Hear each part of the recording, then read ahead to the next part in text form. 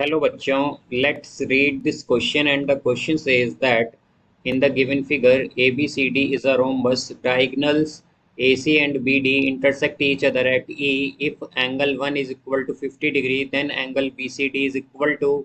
तो आइए अब इस क्वेश्चन को यहाँ पर हम सॉल्व कर लेते हैं। इस क्वेश्चन में कहा गया है कि हमारे पास ये जो फिगर गिवन है इसमें ABCD एक रोम्बस है और जो डायगनल्स हैं AC और BD ये इंटरसेक्ट करते हैं एक दूसरे को E पर। यहाँ पर एंगल 150 डिग्री है तो हमें बताना है कि एंगल BCD क्या होगा। तो यहाँ पर हम की कॉन्सेप्ट यूज करेंगे, कॉन्सेप्ट दैट इन रोम्बस। तो रोम्बस में क्या होता है हमारे पास, रोम्बस डायगनल्स, जो डायगनल्स होती हैं हमारे पास वो बाइसेक्ट करती हैं, bisect the vertex angle, diagonals bisect vertex angle, वो वर्टेक्स एंगल को बाइसेक्ट करती हैं यहाँ पर। तो अब अगर हम देखें तो बाइसेक्ट का मतलब क्या है कि दो इक्वल पार्ट में डिवाइड करती हैं। तो यहाँ से हमारे पास जो डायगनल BD है ये क्या करेगी, एंगल B को बाइसेक्ट करेगी दो इक्वल पार्ट में।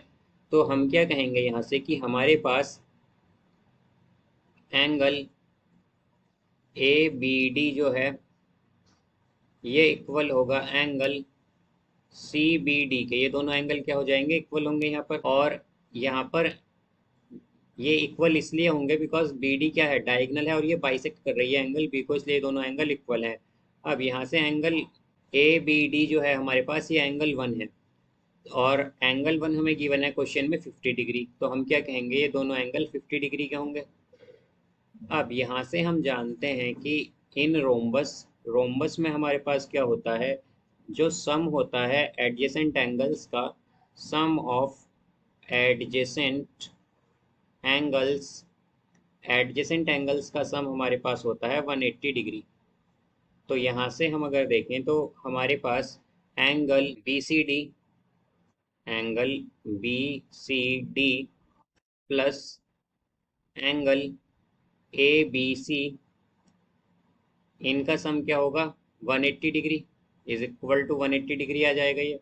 तो यहाँ से हम देख सकते हैं क्या होगा, angle BCD plus angle ABC। अगर हम देखें तो एंगल ABC क्या है, ये होगा हमारे पास angle ABD plus angle CBD। यही क्या होगा हमारे पास एंगल ABC, इन दोनों एंगल का sum is equal to 180 degree.